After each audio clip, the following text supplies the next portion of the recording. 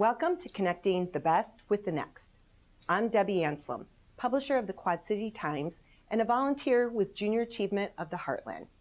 We're fortunate here in the Quad Cities to have a strong JA organization that educates our students on financial literacy, work readiness, and entrepreneurship. Today, we're putting a new twist on one of their programs. We've partnered with Junior Achievement, RSM, and Andrea Olson of the Idea Factory to pair area students with some of the best entrepreneurs in the Quad Cities. Take a listen as these experts answer our students' questions about getting started in the business world. We hope you enjoy the series. Welcome to Connecting the Best with the Next, where we highlight Quad City area entrepreneurs and young budding entrepreneurs. I'd like to introduce Patrick, or you like to go as Pat, correct? Yeah. All right. Tell us a little bit about yourself, your background, and what's your passions. So I'm a junior at Bettendorf High School. I'm a defenseman for the Quad City Blues. I spend a lot of my time down at the river's edge, practicing and playing. I'm also a member of St. Paul Church in Davenport, and I love going to their youth group on Sunday nights. It's just a really good recharge for the week, put myself into a good mindset. My biggest interests are probably, I'm very interested in biology, biochemistry, genealogy, those kinds of things, CRISPR technology. Politics are also a big area of interest for me. And I'm hoping I would like to end up in the medical field somehow and use some of that expertise along with business knowledge to find better ways of healthcare or through medical devices, making them cheaper, making healthcare more accessible to people who need it. Oh, fantastic. And just an amazing concept. Beth, tell us a little bit about yourself and your background as an entrepreneur. So my background is I worked for 10 years for IBM after growing up. And this was before there were computers in the classroom. Computers were really part of a college thing, and there was no personal computers. Personal computers came out in the 83, 84 timeframe. And so it was a beginning field, and I was just intrigued. And I took them as electives. I took computer classes as electives and just kept going with it. The personal computer came out. That kind of revolutionized and made computers accessible to a number of people. I was in the area at that time in the Chicago area, went to work for IBM, and finally thought, I can do a lot with technology here in the Quad City area. I moved here to be with family, and I raised 3 kids that actually all went through the JA program and had a great time, a great experience doing that. And so we now have 45 employees that do everything from writing software programs to supporting interconnected networks to creating websites. And I'm still doing the same thing that I've done for the last number of years, which is working with computers. Yeah. Oh, that is fascinating. And you mentioned that your children went through Junior Achievement. I mean, as an entrepreneur, how do you see Junior Achievement impacting young people's growth? Oh, that is a great question. It really opens people's minds when you are studying like how to do math, but not why to do math. How to do something like solve a physics problem or even make a pie in your industrial arts classes, how to do a weld. All these things come together. Well, computer components are welded together. Everybody needs to buy something to make their life better, whether that's a computer game or whether that is a box of Kleenex. People are constantly buying things. So the part about JA that is so great is that it takes that knowledge you're learning in school and it applies it to really something that you're going to do later on in your life. And so I think that really just opens up the doors of why you spend 12 to 14 years in school. Right, Patrick? I mean, you're spending a lot of time in school and why, and it starts to expose you to the why. That is so true. And, speaking of that and the why and the motivation of being an entrepreneur, I know Patrick has a ton of questions for you, and I want to give him that opportunity to have that conversation with you about living and breathing and being and growing a business here in the Quad Cities. So, Patrick, what would you like to ask Beth today? Well, one of my first questions is what aspects of entrepreneurship, like what about the career drew you into wanting to start your own business? So there's different theories about why people are entrepreneurs. And one says that entrepreneurs are very risky. They're willing to take risks that other people aren't willing to take. And I actually am not a person that necessarily subscribes to that theory. There's other theories of how people behave that say that entrepreneurs look at the world differently. I always, and many entrepreneurs that I've talked to have said, they just wanted their freedom to do something their way. So I was drawn to the freedom of wanting to create something using my vision about how something should be done and delivered, and how that could be done in the Quad Cities, like to give great technology service to the Quad Cities in a certain way with flexibility and creativity. And I wanted to deliver that service a certain way, and I didn't see anybody else doing it. So in terms of how entrepreneurs look at the world a different way, I saw something that I could do, and I was confident that I could do that, and therefore perceived very little risk.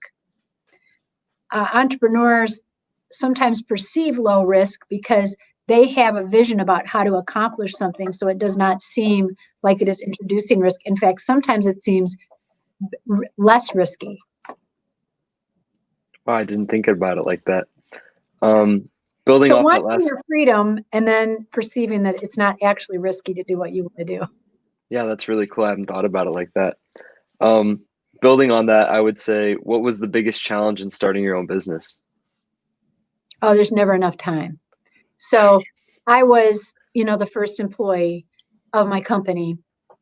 And then bit by bit, the company will outgrow you. Like you can't do that particular thing. So I was interconnecting computers. My first two customers were actually a newspaper chain and an insurance company. And then I got more assignments because I got a good reputation, and I couldn't do them myself, but I had a vision. And so just like you can do something as one person, but really when you've got 5 people, you can do it faster, better. It can become more complex. I started adding people. But it wasn't until I was about the 10th or 11th person that I stopped being like the person that emptied the garbage can and, like was balancing the checkbook, because it seems oh so glamorous. Yet, at midnight, you're like writing the checks out to the people that, that you've bought things from, and you're emptying the trash for the entire group of people that you work with. You're paying every bill, and you have to do that at like midnight when you're tired. And the other thing entrepreneurs do is like, I make sure I was the last person to be paid. Like if my employees are going to stay with me, you don't pay yourself first, right? You pay yourself with the leftovers. You can't just say, by the way, like, oh, the check's going to be a little, like the customers didn't pay you, so you don't get paid. Like that's okay for you as the owner to decide, but that is not okay for the people that depend on you, for you to decide for them. So it took like 9 to 12 months to get caught up with, that there was enough leftovers to actually get paid yourself. Also, Awesome. emptying the trash, I'll never forget. Many entrepreneurs remember the day they got to stop emptying the garbage bin. I mean, really, that's a big deal, right? Like you can finally afford not to do that every night, because people don't like working in dirty places with garbage still in the garbage cans and cups in the sink. They don't like that. And so somebody's got to do that, and you're saving some money by doing it yourself. That's awesome. Another question would be just what was the day-to-day like? Like what was the day-to-day like when you started your business and now 18 odd years into running your own business? Oh, that's a great question. A difference that we see now is I've got redundancy. So I'm not dependent on any one person or any one process. When there's just a couple of you or 5 of you, you don't have two of you that know how to do the same thing. Everybody's kind of specialized. When there's 45 of you, you can take the pressure off of that and have 3 or 4 people that know how to do something really, really well in your specialty area. So you've got that depth, right? You've got that depth. So just think about like a football team with only 5 people on it, and they got to play every position. But then you've got a football team that has 45 people, or a soccer team that has 45, or a co-ed field hockey team. You've got depth, and people can really get good at a couple of things. So you then have to kind of up your systems to reflect that. And so that means you have to introduce processes that continue to strengthen and make that quality that you're delivering better. And you have to keep doing things. You keep having to back up a little bit, because you also can't do the things you used to do. I used to install computer systems myself all the time. And now I can do certain functions with architecture, but I'm not doing desktop support like I used to, but I still like to answer the questions. All right. My next question would be, so tech and digital media, which you're an expert in, is an ever-changing field and exponentially growing. And especially now during the COVID-19 pandemic, a lot of businesses have had to shift their business model. So as an entrepreneur, what is your process of identifying these problems and challenges and then taking the next step to finding the solutions? Well, the landscape of technology, if you like change, go into technology, because, forget, it's not like you're, doing the same thing. I'm not teaching the same book to the 7th grade class every year as the class changes, but the book doesn't change, or there's little change. There is such rapid change in technology. You really have to be able to adapt to change pretty well in the technology industry. But I like that. So that isn't a challenge to me. Then the other question is, what systems and processes you have to build in a system. So, like, you might have a checklist before you go to school, so you don't leave without your lunch, right? Or your let's say your instrument or your homework. You have a system. You might put all that in your backpack, and you know that you do that. So we have systems like checklists and processes, and we do a lot of training. That would be, so if you think that education ends when you leave the doors, it really doesn't. You still learn, and learning actually hurts. There's a saying that good judgment comes from experience, and experience comes from bad judgment. And I'm sure you've had your own experience of bad judgment. And so you still are learning how to do things well your entire life. And that's pretty fun.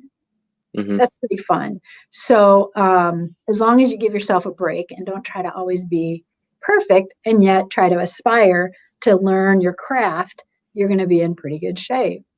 Awesome. So I'm not sure that completely answers the question, other than trying to make people work from everywhere. School, home, their car, their office, their remote office has really been exhausting. We won the best, we're recognized by the Chamber of Commerce for the top 2020 business in the Quad Cities. And our team is so exhausted trying to support everybody that are in school, hybrid learning, and everybody's working from wherever they happen to sit. And that is really exhausting on us poor technical people who have people that don't even know how to use their cell phones. And now we're trying to have them use iPads and cell phones and Surfaces and laptops and workstations and grandma's workstation. Yeah. Oh. And by the time they see us, they're like, help me. Help me. Right? Yep. So, you kind of touched on this already, but having a good staff is a very important part about running a business, and it can be a very difficult part about running a business if you have issues with your staff. So as a business owner, how do you address problems related to your staff, and what do you do to try and solve them? Well, first of all, like anybody, people want to be listened to. So try to understand and hear what troubles people are having. Being flexible and family friendly. I think people are lucky when they basically want it to be win-win. So if I actually think about you, Patrick, first, I'm going to actually get there faster, because I want to hear what you need and what you want. And if I'm doing that, and I'm compassionate and caring towards what you want, I'm going to be able to deliver that a lot better than if I've just got whatever's on my mind that I'm trying to solve. So I guess what I'd tell you is that people are having trouble with all the restrictions and trying to live in this world with so many different changes and rules. And, the world is a great place, and you just have to be able to listen and then try to accommodate each other and try to make it be win-win and kind of negotiate to that. So I would say sometimes that common sense we don't always hear. It's not always being modeled by us on television, by people that Of course. we're Yep. supposed to respect. And I mean by everybody. Well, I'm not letting anybody off the hook on this one. But the things that you're learning in school about how to model and, those are good examples, Awesome. And going further with that, what would you say is the key to creating a positive, efficient, and fun working environment for your employees? Being positive and fun yourself. Setting a good example. If you're positive and fun, you're going to have a positive, fun environment. If you are grouchy and crass and demanding, you're going to have a different kind of environment. So thinking about putting other people first. And by the way, a lot of business owners, it's so funny to see them portrayed in some ways as greedy, selfish, undeserving. Many people that own a business actually are trying to serve a need. So there's a servant model of leadership. We're trying to serve a need, trying to do customer service, and trying to actually do the right thing and feel a high degree of responsibility for the people who depend on them. And I think that I'd say, at least in my personal experience, 2/3 of business owners are really the nicest people you'd ever meet. I mean, they really care about other people and they're trying to make it be good. Like if it's win-win, everybody wins, right? If the pie is big and we're going to cut it up, now I've got losers. If I'm going to make that pie bigger, then we've all got more pie. So, that's a concept in JA, right? We all want to make the pie bigger. Then there's more for everyone. So teaching cooperation, which we actually don't see modeled often now in the media. You see a lot of lack of cooperation, but the fact is you get a lot more done with cooperation. And that's true in the workplace. It's very team oriented and people have to know how to communicate with each other. So half of it is skills and the other half is communication. Perfect. So shifting a little bit, in 2018, the Technology Association of Iowa recognized you as one of the top 10 women in technology in the state of Iowa. So what does that award mean to you and what kind of implications, if any, have there been on your career? There's an old saying about like how you're successful, but it took you 30 years to get there, right? I say this. Perseverance and showing up and playing the game every day. Like, you go to school every day, you do your work, you try to learn, you ask the best out of yourself. You're doing it for yourself so you can learn and acquire knowledge yourself so you can actually be a steward of your talent. And whether your talent is that you run fast, or your talent is that you've got a beautiful voice, or your talent is just you're a good listener. Everybody has a unique ability that makes them special. Oftentimes, the thing that they are best at is the thing it's so easy for you, you don't even realize is your gift. If you're the friend that everybody tells that secret to and you're trustworthy, if you're that person that people say, like, can you figure this problem out? And you're the one that will help them do that. If you're just the one that runs the fastest, there are a lot of things people know. They can point out in each other that person's strength, but oftentimes the person themselves doesn't recognize their great strength. And so in bringing out each other's strengths, you're going to really see the world change if we can work to people's strengths, not work to their weaknesses. I don't know if that answered your question all the way, though. I think it did. All right. So having been based in the Quad Cities for almost 20 years, what makes the Quad Cities area a great place to run a business? And what are some potential drawbacks of being based in the Quad Cities? The only drawback, I'll hit that first, is that your marketplace is not, it's limited by the population, right? So if I wanted to sell everybody yo-yos here, I'm going to sell like 500,000 yo-yos. That being said, this is a great place to have work-life balance. We're getting resumes from people who want to come live here because, I lived in the Chicago area. You're not tied up in 2 hours of commuting a day. You're 5 minutes from your home, 10 minutes from your home. You can go to a concert by walking or riding your bike. There's so many more livable things. The strengths of the Quad Cities are, in general, you could go to anyone and say, hey, would you help me? Or how did you get started with a business? Or how would I tackle this? I'm interested in this.